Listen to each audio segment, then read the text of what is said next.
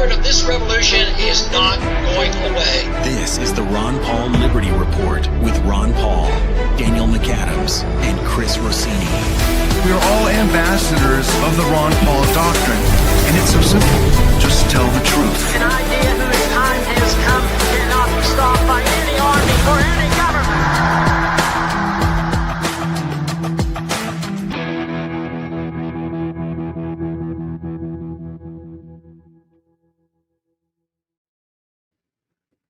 Hello, everybody, and thank you for tuning in to the Liberty Report.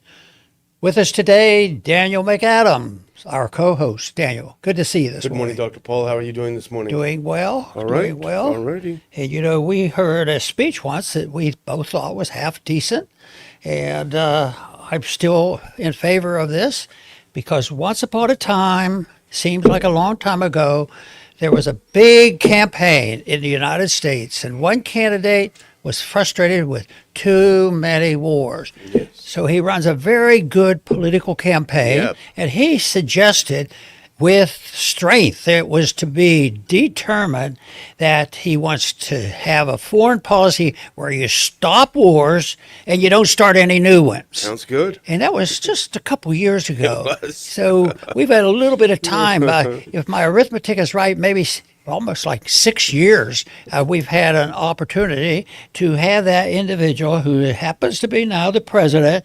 Is he stopping a war? Is he in a position? Maybe there were some unintended consequences. Maybe it was a bigger problem he realized, and things continue. But right now, the headlines doesn't, reveal that things are really happening in our direction and fulfilling those promises and desires. First headline, and we'll be talking about this article from Dave DeCamp. U.S. begins another round of attacks on Iran. Is that a peaceful offer to come to? And it's a same old story, and it looks like the bombing and the killing continues, and the people involved, the number of people who have been killed in this, but civilians don't count. They don't count. It's just that the problem is not going away. It's deeper, and there are some things going on that people don't even want to talk about. You know, the benefits of having a constitution that you follow, having a currency that is so sound that you're not allowed to spend money on undeclared illegal wars.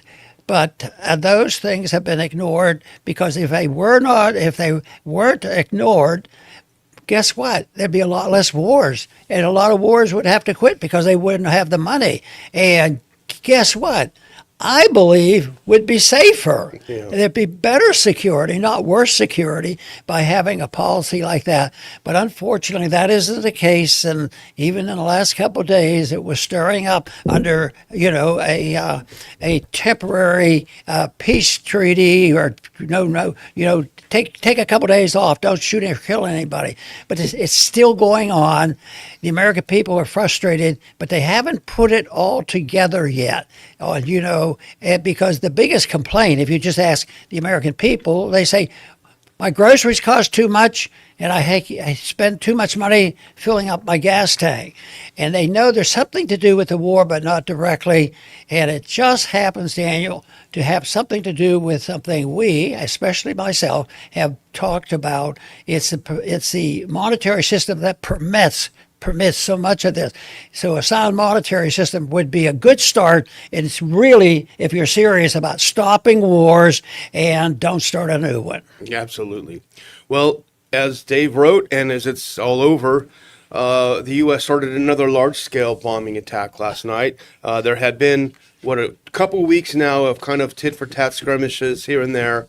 But as Trump bragged this morning, I dropped $250 million of weapons on Iran last night. Now, I'm sure a lot of Americans struggling to pay their bills to buy food. If you go to the store like me and shop and try to buy some hamburger, you know what's going on with that. $250 million, $250 million in one night of bombing. But the thing that's important that's going to get lost in all of the details is that the majority of what we're talking about right now, the majority of the vast majority of the problem that Trump is trying to solve right now was not a problem before his sneak attack on February 28th. It is a result of attacking another country without a reason and without authorization, and that, of course, is the semi-closure of the Strait of Hormuz. The issue is Iran establishing its sovereignty over that strait, over that body of water. Now, that wasn't an issue. Iran had never even thought about taking it in a serious way and turning it into an asset until Trump, by bombing Iran out of the blue during negotiations, they said, you know what? We need to look at some asymmetrical responses to this. What are the pressure points we can put on the U.S.? Obviously, the U.S. has a superior Air Force, superior Navy in terms of traditional terms. But what can we do to put leverage on it? Here's an idea. Let's assert control of the Strait of Hormuz. So everything we're talking about right now is a problem that was caused by Trump himself. So that is something to remember, especially the people, the Levines of the world who love war. They don't realize that it often has, Dr. Paul, unintended consequences. And that's what the entirety of our focus is right now. You know, as I visit and talk to people, it comes across to me that their biggest concern is that most decent people want less war. Everybody's for less war, and yet their sincerity doesn't match up with their policy. But the people don't understand exactly what's going on, because there are some who, once they set in on a set of propaganda that they can't give up on. They have a loyalty to a propaganda issue that they just can't fathom the whole idea that it should be changed and maybe it's wrong. And it is this misunderstanding that I think is the big problem that we have, and that's how we get into these wars. Because one, it's the two big things is, one is we have to kill the monsters because they're about to bomb New York and on and on. And also, just national security. They do not look at whose liberties are being violated and what the costs really are, and the loyalties, are divided. And I see as a natural consequence of this at the division of sometimes, unified groups. In a way, you could argue, well, the Republicans are pretty unified on this, and some of the more Republicans that are in office seem to agree with what's going on, or at least have to go along with it. But the other ones, they don't know what to do because they don't understand and they don't have it. But that's the problem, because I am so convinced that the people, if they had anything to say about it, and that if they could take this horrible situation of you going to the beach store and paying too much for a hamburger and knowing what it means, but you probably had to fill up your gas tank on the way over. I'm going to do it after the show. I'm about to have a heart attack, trust me. Yeah. So anyway, it still is a dilemma. It's not a new dilemma, but we're in the middle of it. And I guess eventually, though, people get disgusted because I think they figure out what's going on and they don't like to be lied to. Yeah. And I think that's what is cropping up. It's misinformation, but the people who pass it out justify it. It's necessary for the people to understand. They don't know exactly what's going on, but we do this, and we'll do what is right for the country. And if we need to spend $14 billion a night bombing people, we'll have to do it for peace and prosperity. They'll have to suck it up. Well, go to that second one here. Now, this is, I'm going to sort of just do the pattern of Trump, what he says in the space of a very short period of time. So on Wednesday morning, that was yesterday morning, the president said on Truth Social that Iran has taken too long to negotiate a deal. That would be great for them. Now they have to pay the price. So that was his announced justification for last night's bombing attack. They've taken too long to make a deal. Now go to the next one. And here's Trump this morning. Iran is finished. Over with. They're done. They were hit very hard. Now go to the next one. Here's what he told the Wall Street Journal. If you can go to that next one. The U.S. will attack Iran every night from now on until it makes a deal. That's what he told the Wall Street Journal. And then go to the next one. And here's what he said. They're dying to make a deal. They want a deal so badly. We dropped $250 million of bombs on them last night. They're really in submission. They just don't know it yet. They're dying to make a deal, but they just don't know it yet. It's remarkable, Dr. Paul. Yeah, ordinarily, we think of Republicans being more conservative and more constitutionally oriented, and yet they're split on this too, and the split is growing. There's more people now asking questions, and that is why you do read headlines where the statistics, the polling. You can ignore the polling, and polling isn't the final answer. But I believe polling is a measurement of the prevailing attitude, and the prevailing attitude is what the people want done, and it's outside the realm of elections because right now most people, I don't know what the number would be, but a lot of people don't even trust it after the election occurs. Even the ones that lose, the ones who lose, you will say no, it's dishonest. So that's why the disconnect is there, and I think that as long as the disconnect is there and it gets worse, and things you're talking about, that it's actually getting worse, and the Republicans are really divided. If Biden did some of the things that the current president is doing, but the Republicans were, that's not nice. Yeah, that's terrible. He shouldn't be doing that. Yeah, absolutely. Well, here's this next little quote from him is, I think, if you break it down, extremely disturbing. And I go to that next one. Here he is talking, I think, to Fox. If you can put that next one on. Trump. No, go back one if you don't mind. Trump. Now, he's talking about a land operation now, Dr. Paul. This is a huge escalation. He says, my preference has always been to take Karg Island. I don't know that America has the stomach for it, to be honest with you. And of course, now why would he say that? That means that he knows there will be lots of lives lost, maybe hundreds, maybe thousands of military people. He calls it, we don't have the stomach for it. But then he follows by saying, you'd make a fortune.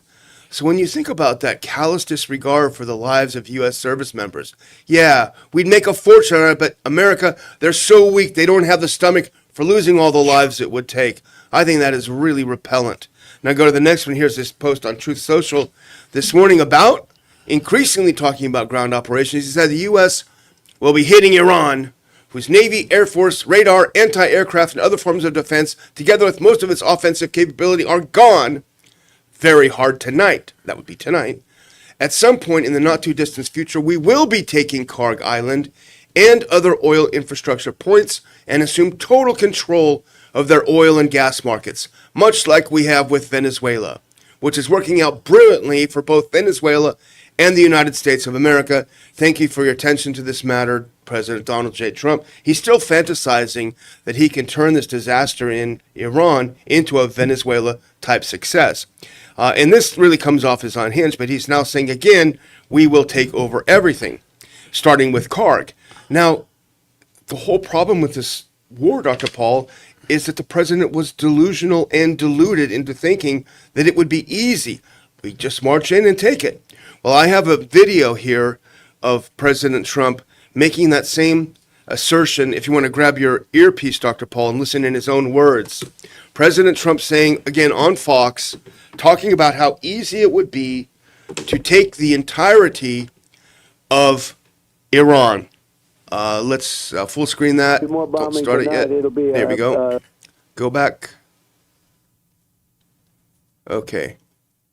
Yeah, there will be more bombing tonight. It'll be I'm not getting any sound. bigger, more powerful. Do you hear Don't forget, we've knocked out all hear of their anti-aircraft. They don't have any They have nothing. I mean, they may get lucky with a shoulder weapon or something, but for the most part, they have no defense. What did the representative say in your phone They're call with finished. them? Excuse me. They're finished. But the papers, the media refuses to write it. They're finished. We can walk in there tomorrow. We could take soldiers. I don't want to have boots on the ground, but if I wanted to, we could put a small group of soldiers and take over the whole place. We could put in Yeah, a there will small be more group of bombing. soldiers and take over the whole place. As in a country of 90 million people is This has to be self-destructive, and credibility has to go down when Yeah. people halfway listen to this. But when he was talking about Carg Island, he was interested in all oil infrastructure. Well, they even talk about blowing up infrastructure just to punish, but now, he hits around it like Venezuela. It's a good business deal. And this is a change in what corporatism does, and corporatism is leading to a fascist system. So they do this, and then they'll use the government. They use forces and bombs, and then what do they want to do? Oh, we'll rebuild the country, and we know where there's some money left over, or they stole it from the United States, and it's still in the bank. So those Iranians don't deserve it. We will use that for our cash cow and start rebuilding it. But we will need to have our expertise in our industrial group of people in this country. Do we have any volunteers that would like to get a contract? Yeah. So that is, to me, such a shame. And I do think that when you see the taking over a country and then bragging. Because if you're a true communist, I don't think you talk like that. But if you have a corporatist attitude or a lean toward fascism, then they want a good combination. And you know what? I have to admit, there are times when the governments, when the business people have come together, which they've been doing for a long time, and would say, look at what has happened when the government came in here and bailed this company out and did all this. On the short run, you can say, oh, that was good. But the big picture finally does come in, because it undermines any sense of credibility. It undermines, the financial system, everything else. So even those short runs are, and Trump has them. We've acknowledged what politically he's had some successes. Yeah. He's able to appeal, and you say, but does that mean that he wants to take Carg Island and all the infrastructure and start operating it like the success he's had in Venezuela? No, they can't do that. But I just visualize the people who oppose this do not understand that what a free market is all about, and why a free market should be a free market, not one that's mismanaged by the government. And ours has been a mixture of government and free markets, and there is a residual of a market economy, but it doesn't last. It bankrupts the country, and I think a lot of our problems that we talk about, we should be talking about a moral and financial bankruptcy of this country. That needs to be settled before you start drawing a picture of a wonderful place to live. Absolutely. Well, I have a couple more on Trump, Dr. Paul, just because I think not to make fun of him, but this guy is in charge right now of our military, and the things he's saying doesn't make sense. And I'll skip one and go to the Ryan Grimm post on X if you can. So this is some reporting from Axios, Trump's favorite mouthpiece, if we can find that one. The Ryan Grimm is the top is on it. It's a here we go. So sources told Axios that one option Trump is considering, this is from yesterday, is launching an operation that is big in scale but short in duration, with the aim of pressing Iran to change its position in the negotiations, to which journalist Ryan Grimm said, this is precisely what he thought the first days would do. So again, he wants to do the same thing over again and get a different result. Now, the next one is, again, Trump when he had his Fox News interview. And I just think this is so whacked out, Dr. Paul, I don't even know what to say. He said, I don't know if America has an appetite to do what I would really much prefer doing. We've lost 13 soldiers in 2 wars. In Iraq, in Iran, we lost 13. In Iran, we lost 13. Whatever, he was confused. In Vietnam, we lost hundreds of thousands. Really? I didn't know that. We didn't have the right leadership, to be honest. If it were me, I would have had that war done in 3 months, 4 months. So he would have fought Vietnam, and he would have won in 3 months. And the other guys who ran it, they lost hundreds of thousands of people. I would think even an 8-year-old probably would know that we didn't lose hundreds of thousands in Iran. If he could achieve that, he'd be a magician. Yeah. The problem is when Vietnam came, he had his lawyer and his doctor make up a fake claim about his feet. Uh-oh. Yeah. So talk about and he didn't have to go? Yeah. Talk about not having a stomach for war, Trump. I mean, you stepped in it there. But, he's if he's able to do this, which we're questioning whether he can do these in 5 days or 5 weeks, but the Iranians have a good memory. I always claim that some groups who are our enemies never forget, and we don't remember anything. But the people should remember how the system works. How patient and how determined do you think the Iranians are? Well, the first time we pulled off a coup was in 1973, and they never forgot it. Yeah. And we've been struggling with maintaining that atmosphere that we created. So it goes on, and yet we say, well, yeah, it took us a little longer, on Iraq and Afghanistan. 10, 20, 30 years, that's no big deal. But the whole thing is it's that those wars aren't really ended, because we still have bases there. We were using those bases to still use them to go after Iran, to expand our empire. And the empire concept, I don't think it's not a polite word, and people don't like you to say that, and we're not that bad that we would have empires by force. But if it's true, and that's the problem, and you're losing one's liberty, you ought to consider it as maybe there is something to this whole idea that a certain group of people sort of like this corporatism, fascist type of dictatorship, and the longer it goes, the worse the problems get, the worse the economy gets, the more militant it becomes, and that's what we're seeing. And it's sort of stalemate.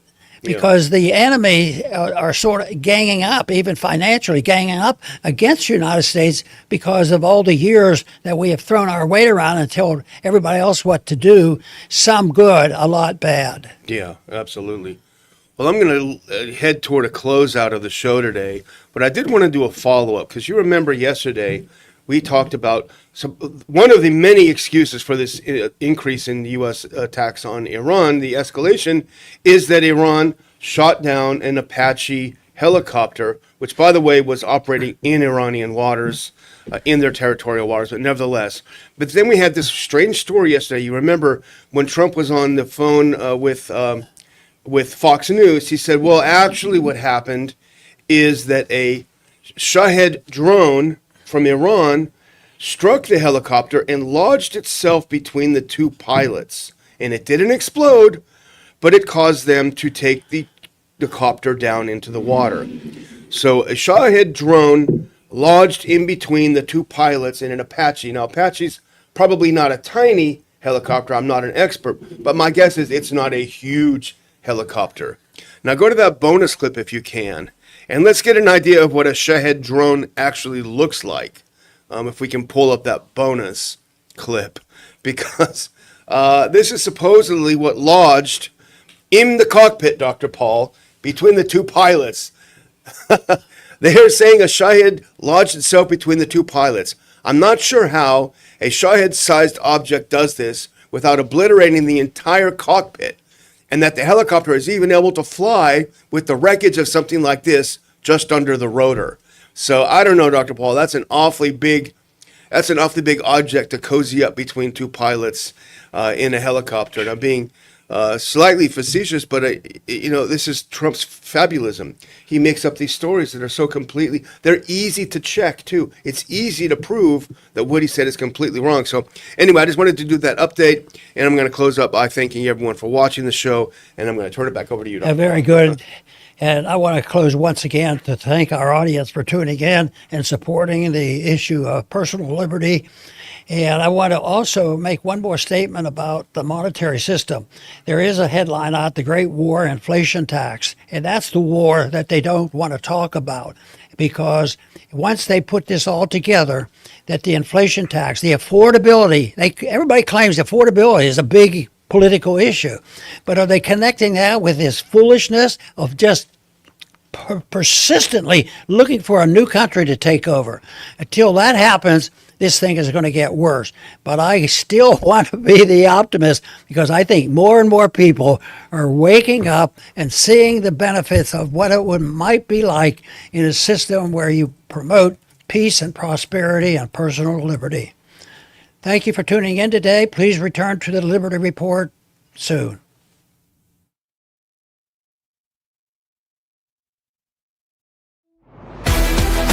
Thanks for watching the Ron Paul Liberty Report. Like and subscribe to help spread the message. And until next time, live free. This country